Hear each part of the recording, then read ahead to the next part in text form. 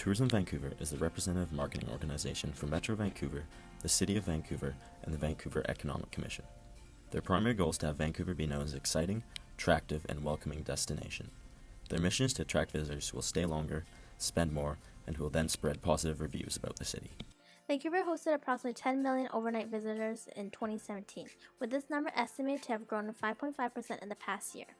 Domestic overnight visitors accounted for approximately 60% of visitation for 2018 to date, with the remaining 40% being international tourists. The largest international visiting markets come from the United States, China, and Australia, respectively. Vancouver's largest competitor is Seattle. The two cities, located on the Pacific Northwest coastline, share nearly identical climate profiles.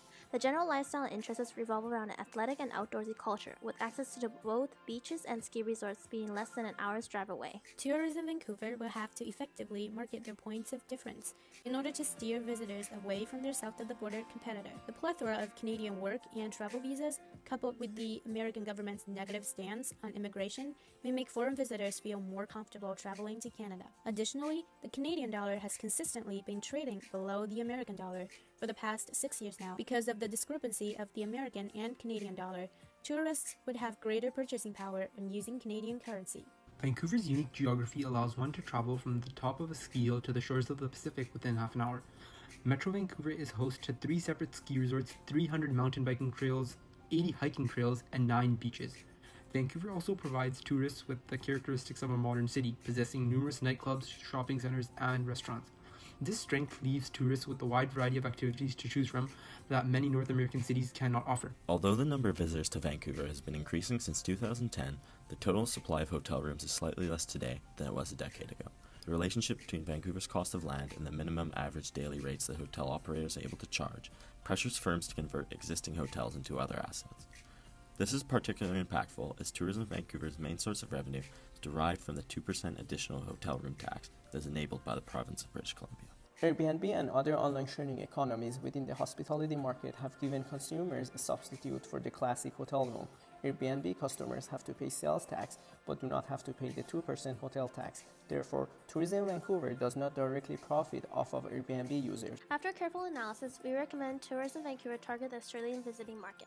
The amount of visitors coming from Australia has been consistently growing, with visitation increased by 20.4% in 2017, the largest growth of any demographic analyzed. Additionally, they provided Vancouver with the largest average expenditure, averaging $2,300 per visit. Australians between the ages of 18 to 30 are eligible for an International Experience Canada Work Permit, or IEC for short, which allows those from eligible countries to work anywhere in Canada for 1 to 2 years. As they are one of the city's largest visiting demographics, Tourism Vancouver should concentrate on Australian travelers who have the objective of holding down some type of employment during their vacation. The two primary activities that Australians engaged in while touring Vancouver were sightseeing and outdoor exploration. As Vancouver is located a short distance away from the North Shore Mountains, Tourism Vancouver should specifically cater its marketing strategies to Australians interested in working in and outdoor sporting industry. In Vancouver, the average outdoor sporting season lasts approximately 4 to 5 months. Therefore, we expect the Australians to hold down seasonal contracts for that duration of time. Australians holding the IEC will be in the 18 to 30 age bracket. Social media will be an integral component of Tourism Vancouver's promotion scheme. Currently, Tourism Vancouver's social media presence revolves around their personal blog as well as their YouTube, Facebook, Instagram, and Twitter accounts. Tourism Vancouver's Facebook and Instagram are under the name of Inside Vancouver, and their Twitter holds the handle My Vancouver.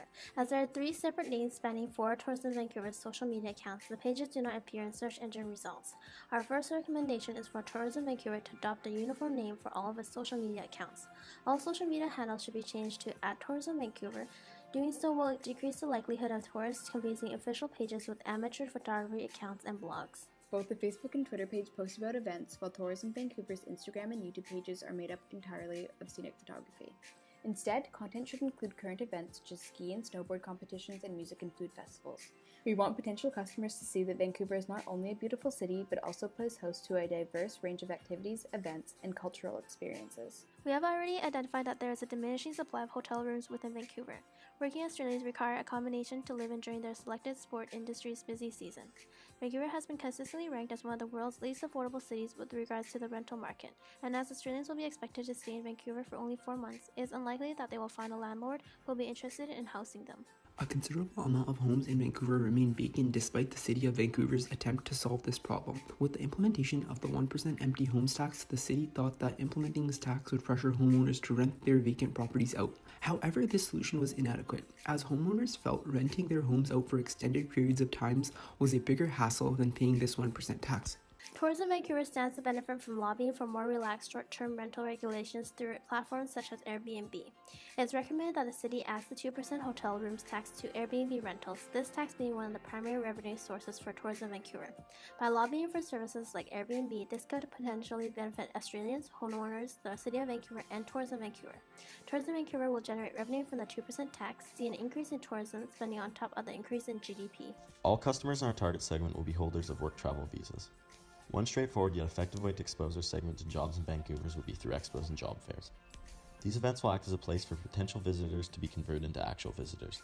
Ideally, Tourism Vancouver should hire Australian officials who have previously spent a considerable amount of time in Vancouver, as their personal experience proves invaluable to fellow Australians. These employees would be trained to have considerable knowledge about the IEC visa and Canadian travel regulations so they can answer all questions of potential customers. Tourism Vancouver would invest primarily in the HR component of this suggestion, as there are already existing marketing channels. The government of Australia has increased their budget for subsidizing such job fairs, example being the Melbourne Career Expo. These job fairs hosted by the government of Australia will be essential in the promotion of Tourism Vancouver's ability to attract Australians to migrating to Vancouver for a potential career.